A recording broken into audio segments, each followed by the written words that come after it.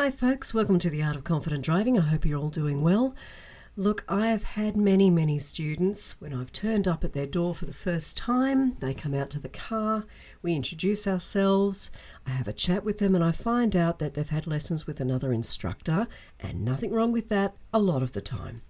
But there's been a few out there where the student has told me that they actually dreaded their driving lessons. Now, again, it's not my favourite thing to hear, and I don't mean to put down other instructors. It's just obviously something hasn't worked out and they didn't enjoy it. But it really rocked me when one of my students got into the car and said, "I used to dread my driving lessons." So let's find out how I reacted and what I thought about it. All right, so this lovely young girl, actually she's not as young as my regular students who are 16 and 17. She's over 25, but look, it doesn't matter. All learners are the same to me. It doesn't matter what age. She's taken a while to get around to getting her learner's license, and that can often be a little bit of a challenge. She's got very high anxiety, which of course doesn't help. But she's a lovely young lady and really bubbly and very sweet, and we get on really well. So that's why I think it was about lesson 12. She jumped into the car and she was all smiles and she said, I used to dread coming to my driving lessons. And I paused for a second. I said, "Well, do you like them now?" She said, "Oh, I love it. I can't wait." And we got on with the lesson, and it occurred to me after the lesson, I'm like, hang on a second. I used to say that to my sensei when I was learning karate. Sorry, I shouldn't laugh because it's kind of, it's not insulting to your teacher, but it's kind of, it puts them on the back foot and they're like, well, what have I done wrong? But it's not so much the teacher, or it may not be the teacher, it might be. I'm hoping it's not your instructor, that's the bad one. But it's our own learning journey. So when I was having a whole month worth of not understanding a kata when I was learning karate, I was just getting so frustrated. And I'd have to drag myself off to the training sessions, and we'd go 2-3 times a week. So, it was a hard ask to go to somewhere where you really didn't want to go because things just weren't going your way. But I want to talk today about any learning journey, but obviously specifically the learner-driver learning journey, and how we can't expect that every single time we get in the car it's going to be amazing. A lot of the time it will be, but there are going to be times where we feel like we might go backwards, but we're actually not. We're still moving forwards. So let's have a chat about that. All right, so the question is, why can't a driving journey improve in a straight line? Okay, so the learner might nail steering, lane position and mirror checks, but struggle with judging gaps, roundabouts, speed control, things like that. So their overall progress looks uneven. Now, driving is a bundle of micro skills. It is not one big skill. So please don't think, well, just because I've nailed that, it's going to be perfect from here on in. It won't be. So if you're learner driver or you're the learner driver, you finally master smooth braking, that's great. But then you introduce scanning and hazard perception. Suddenly the braking might not be as great as what it used to be. And why is that? It's because of your cognitive load. Your brain is reallocating resources. So in other words, we've just got to kind of be patient, okay? Now there are, of course, plateaus. That happens in any learning journey. I've had a few students say, did I really do well on this lesson? And yes, to me, every lesson is good because whether they've improved out of sight or whether they've only improved a little baby bit, A, there's an improvement, and B, they have learnt in that hour. Now, whether it's learning from mistakes or learning from me teaching them, two different things, but hopefully the lesson still gets taught, the lesson still gets learnt. Right?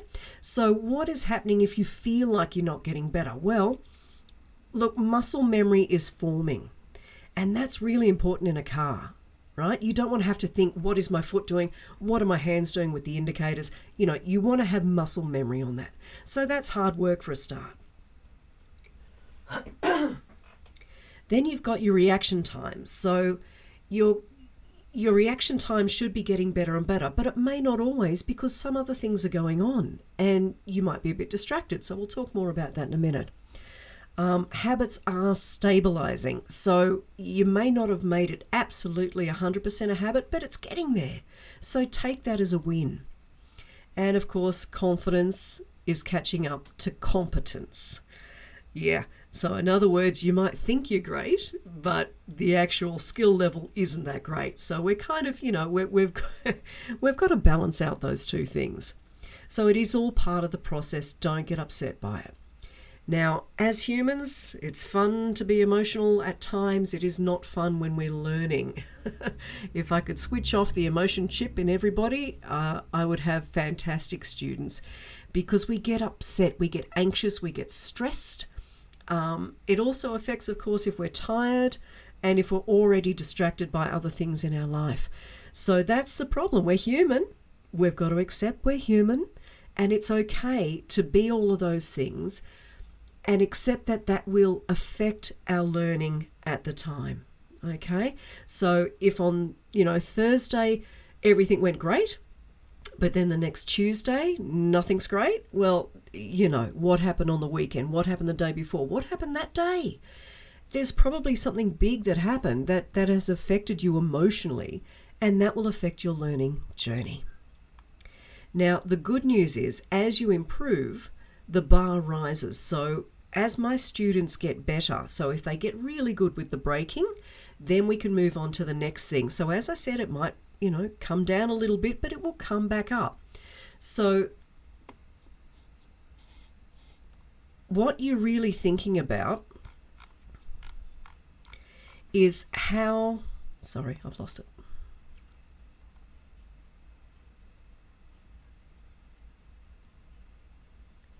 Sorry.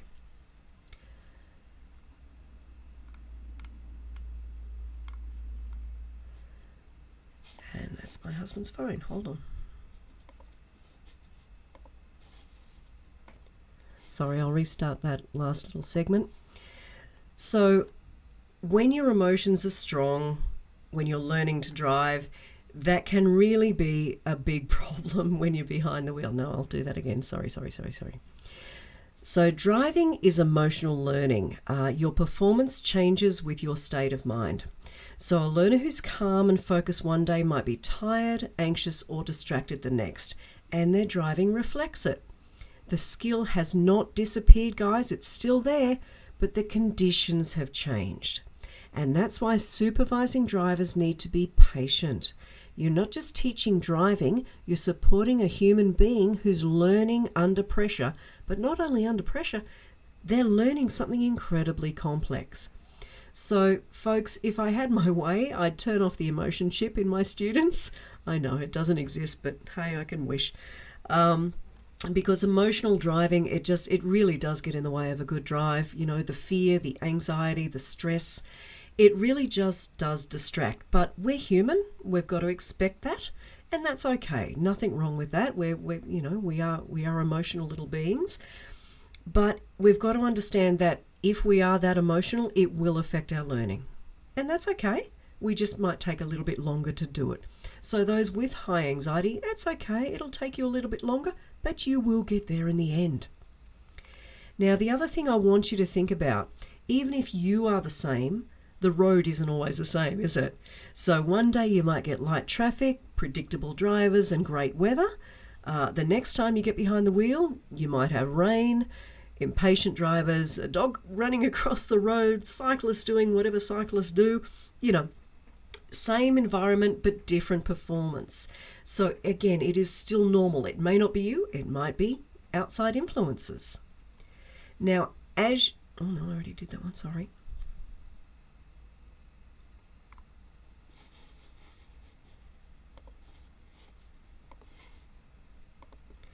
So please remember, improvement doesn't always have to be, straight up. It can be flat, it might even drop a little bit, but I guarantee you, if you are open, you're going to be learning. If you're open to making mistakes and learning from those mistakes, you're learning. You will improve, okay? Whether you've had an awesome lesson, whether you've had a not so great lesson, you have learnt, right? You've had time behind the wheel. Your brain has assessed certain things. It will remember it for next time, fingers crossed. Okay, especially again, how your emotional state is. So again, this is why I really strongly recommend when you get into the car, it should be a safe, happy place for you to be. It shouldn't be a scary, terrifying place. And half of it is attitude, guys. You've got to go into your learning process saying, of course I'm going to make mistakes. I'm a learner. Of course I'm going to make mistakes. This is a really complex thing I'm learning to do. So please, as I say to all my students, be kind to yourself. This is a big thing you're learning to do. There's lots of things involved. So take your time, accept you're going to make mistakes, and you will feel better about it. So while at the beginning improvement means, for example, not drifting in your lane or remembering your indicators, later the improvement means anticipating hazards, reading traffic flow, making smooth and confident decisions. So again, we're stepping up, we're leveling up each time we get behind the wheel. So again, it can't be, if you go through your levels perfectly straight, well done you're a 1 in a billion people. The learning journey is improving at all times, but your expectations can evolve faster than your self-recognition. My goodness, that sounded complex, so let's make it easy. Don't expect great every time, okay? Hopefully you get great every time, but don't expect it. But see, that's why learners often feel stuck when they're actually progressing beautifully. So don't think it wasn't great. Think, okay, I've learnt from it. So look, if you're learning to drive or supporting somebody who is, remember this. A driving journey doesn't improve in a straight line because driving itself isn't linear. It's dynamic, emotional, and full of moving parts. The wobbly days, the plateaus, the why am I suddenly terrible moments, they're not failures. They are part of the learning journey. You're not going backwards, you're building depth. Okay? So, be kind to yourself. Now, if you found this episode helpful, please share it with a learner driver, a supervising driver, anybody who needs a little bit of reassurance about their learning journey. It doesn't just apply to driving. As I said, I did it with my karate. I had to remind myself, hey, I might get it wrong for an entire month, but the next month I'm going to get it right. And I did. So please feel free to go check out my resources on the YouTube channel, Learn to Drive with Liz. And of course, the Learn to Drive website, theartofconfidentdriving.com. Guys, thanks for listening. I hope you all have a great time. Please be kind, be safe, and relax and enjoy the drive. I'll see you next time.